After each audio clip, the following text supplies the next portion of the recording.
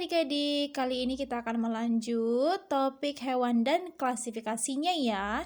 Di video sebelumnya, Miss sudah menjelaskan bagaimana klasifikasi hewan vertebrata dan bagaimana bentuk tubuhnya. Jadi kali ini kita akan masuk untuk membahas bagaimana bentuk dan fungsi hewan invertebrata. Nah, bagi kalian yang pertama kali menonton video di channel ini, jangan lupa dukung Miss dengan cara like video ini, lalu tekan tombol subscribe bagi yang belum, dan jangan lupa nyalakan lonceng notifikasinya. Nah, nanti juga di akhir video, kalian boleh melihat kuis. Kuis tersebut boleh kalian tulis di notebook kalian dan boleh juga kalian cantumkan jawaban kalian di kolom komentar. Nah, kali ini kita langsung saja ya. Nah, Miss, apa sih invertebrata itu? Nah, invertebrata itu adalah hewan yang tidak memiliki tulang belakang. Wow, padahal tulang belakang itu sangat penting kan untuk menopang tubuh dan memberi bentuk tubuh. Nah, jadi apa yang digunakan invertebrata untuk melindungi tubuhnya? Nah, biasanya mereka memiliki kantong lunak berisi cairan. Nah, itulah yang akan membentuk tubuh mereka, seperti pada cacing dan ubur-ubur. Kalian sudah pernah kan melihat ubur-ubur? Nah, juga ada kelompok invertebrata yang memiliki cangkang.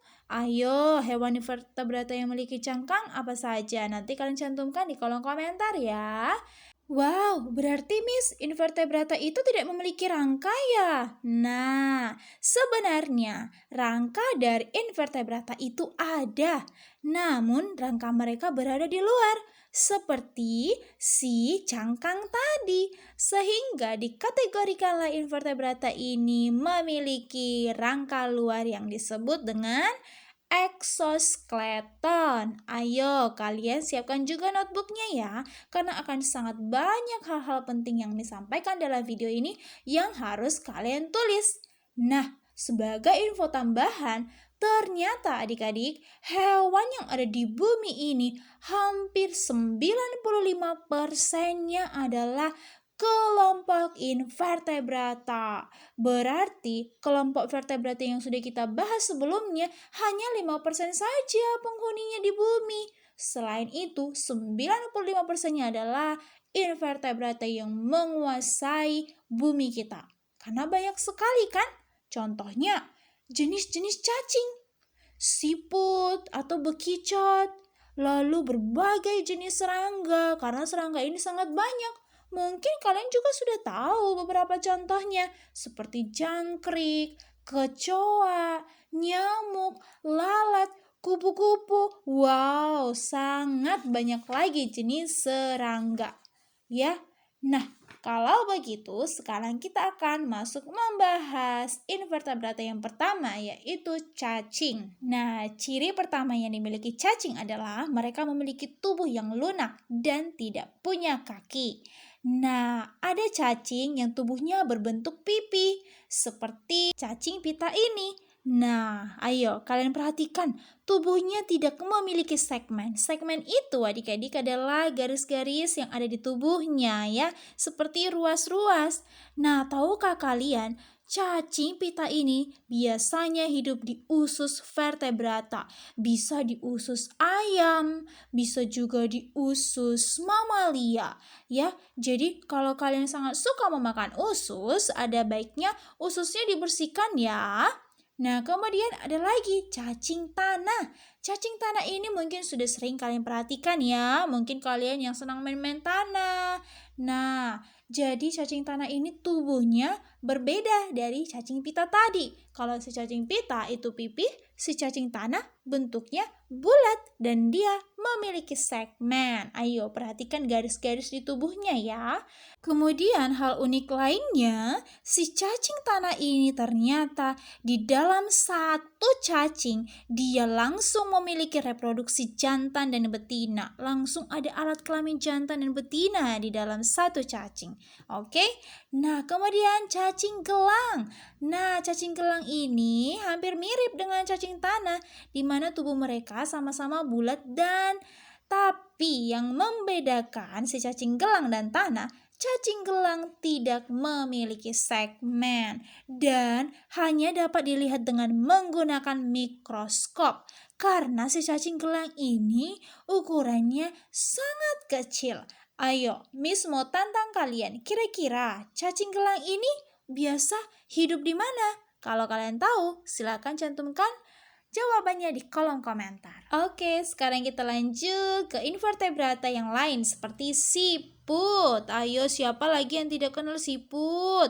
Yang gerakannya sangat lambat dan dia memiliki yang namanya antena, ya. Dan biasanya dia dilindungi oleh cangkangnya. Jadi ketika mungkin kita ingin menangkap si siput ini, dia langsung malu-malu dan masuk ke rumahnya, yaitu cangkangnya tadi. Nah, siput ini tentunya memiliki kaki ya. Kakinya di mana, Miss? Kakinya itu menyatu di dalam tubuhnya yang lunak. Sehingga dikategorikanlah si siput ini bergerak dengan otot perut. Karena di bagian perutnya lah dia bisa bergerak.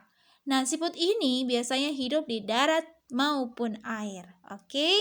Nah, selanjutnya kita ke invertebrata yang lain seperti serangga. Seperti yang Miss katakan di awal bahwa serangga ini sangat-sangat banyak sekali. Nah, di sini kita akan lihat satu jenis serangga. Ayo kalian kenal dong. Hewan yang satu ini dia memiliki ciri yang sangat banyak. Dan tubuhnya dikategorikan atas 3 bagian, yaitu kepala, toraks, dan abdomen. Nah, toraks itu apa? Dan abdomen itu apa? Coba kalian cantumkan lagi di kolom komentar ya. Apa sih toraks dan abdomen ini? Nah, kemudian ciri lain dari serangga, si serangga betina biasanya dapat menghasilkan sebuah zat ya yang disebut dengan feromon. Nah, feromon ini akan keluar sendiri dari tubuhnya. Untuk apa? Untuk menarik perhatian serangga jantan. Oke? Kemudian sudah jelas si serangga ini memiliki sayap. Ya, sayapnya ada yang memiliki sepasang dan mungkin juga ada serangga lain yang memiliki 2 pasang sayap.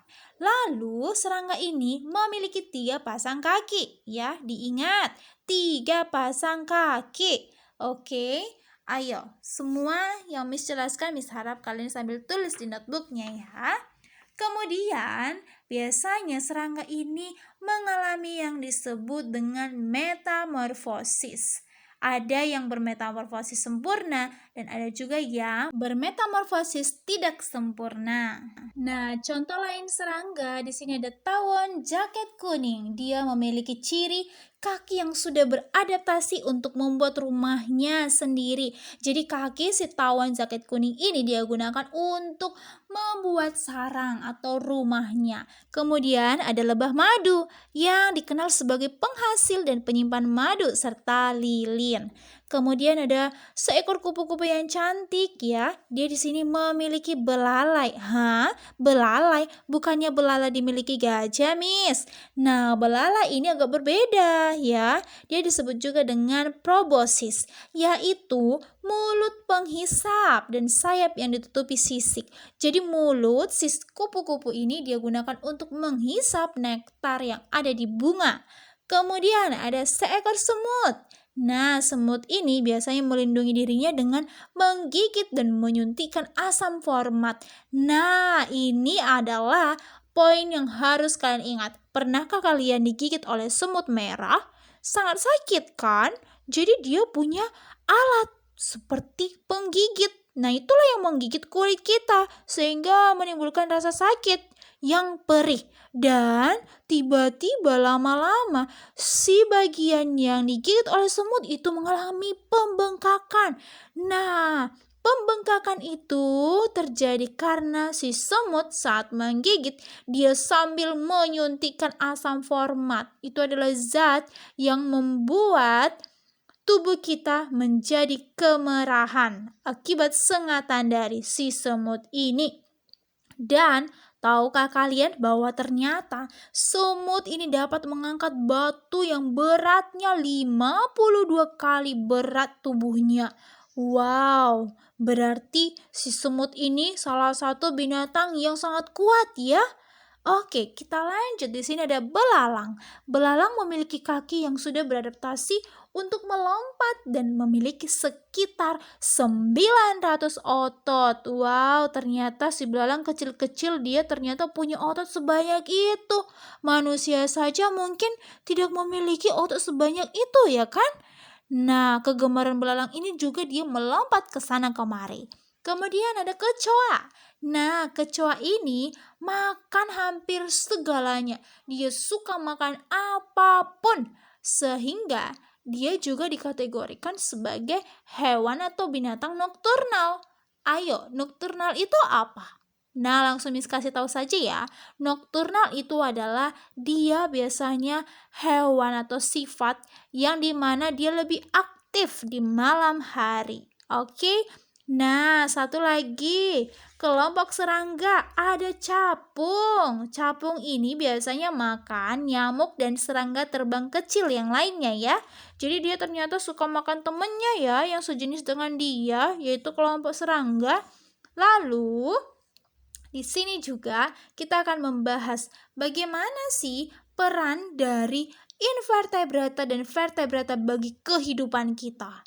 Ayo, jadi semua hewan yang sudah kita bahas itu adik-adik, baik itu vertebrata dan invertebrata, itu sebenarnya sangat membantu kehidupan manusia.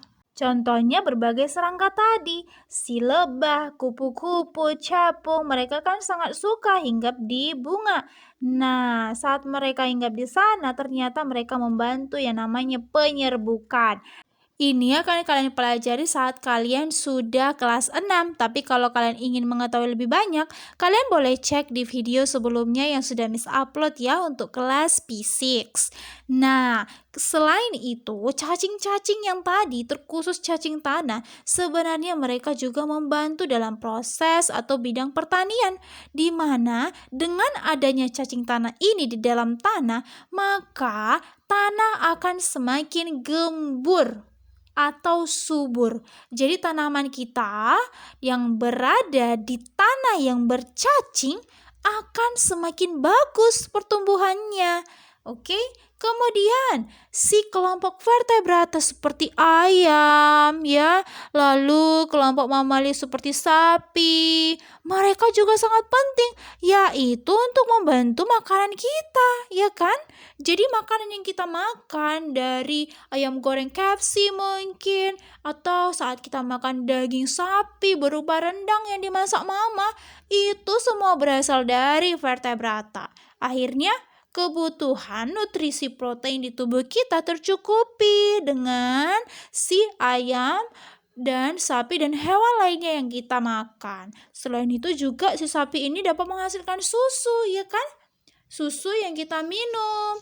Nah, selain itu kerbau Miss untuk apa? Si kerbau ini sangat banyak perannya, di mana dia membantu petani-petani dalam membajak sawah, seperti pada gambar ini. Tapi ternyata karena kita sudah membahas berbagai hewan di bumi, khususnya di Indonesia, ternyata sudah semakin banyak hewan langka. Hewan langka itu berarti hewan yang sudah mulai punah, seperti si badak Jawa, harimau Sumatera, orang utan, bahkan juga gajah. Mereka sudah mulai sedikit di alam kita karena mungkin diburu oleh orang-orang yang tidak bertanggung jawab untuk mengambil dagingnya mungkin, mengambil kulitnya, mengambil bulunya, atau mungkin mengambil gadingnya ya. Jadi Miss harap setelah menonton video ini, sekalipun kita sudah mendapatkan berbagai ilmu tentang berbagai hewan, ada baiknya kita harus merawat hewan dengan baik ya, jangan sampai menyakiti. Kalaupun kita tidak suka dengan hewan tersebut, ya sudah, jangan kita sakiti, biarkan saja dia pergi seperti itu. Nah, jadi banyak sekali cara merawat hewan. Nah, Miss mau bertanya, kalian punya hewan peliharaan tidak? Nah, kalau kalian punya, kira-kira bagaimana cara kalian merawat dan menyayangi hewan kalian? Nanti boleh kalian cantumkan di kolom komentar juga ya. Oke, sebelum kita tutup, Miss akan berikan satu kuis. Oke? Nah, setelah belajar invertebrata dan vertebrata, kalian mengenal kuda laut tidak? Nah, kuda laut termasuk vertebrata atau invertebrata? Ayo, kalian jawab kuis ini di kolom komentar. Oke, nah sekian pembelajaran kita tentang lanjutan hewan dan klasifikasinya. Miss harap video ini bermanfaat untuk kalian. Dan tetap jangan lupa dukung channel Miss dengan cara like video ini setelah kamu tonton. Dan jangan lupa bagi kamu yang belum subscribe, silahkan di subscribe ya. Sampai jumpa di video selanjutnya. Bye-bye.